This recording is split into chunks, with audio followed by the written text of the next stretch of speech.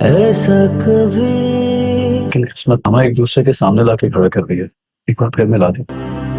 पूरी जिंदगी होगी आपके साथ, यही सोच के खींची थी।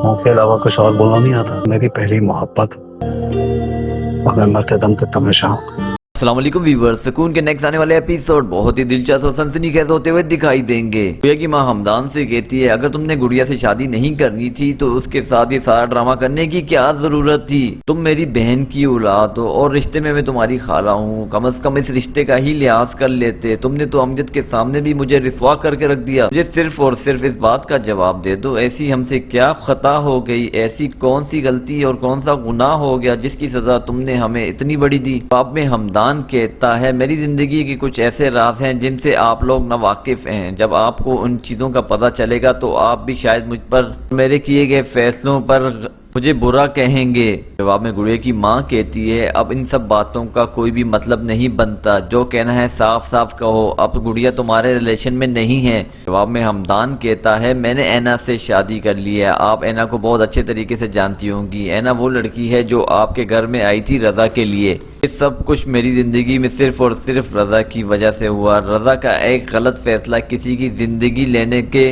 लिए तैयार खड़ा था, मैंने सिर्फ और सिर्फ किसी की जान बचाने के लिए ये फैसला लिया। अब आप ही बता दें मैं क्या करता, मुझसे तो उस वक्त कुछ भी ऐसा काम नहीं हो रहा था जिसका मैं अब मुजरिम हूँ।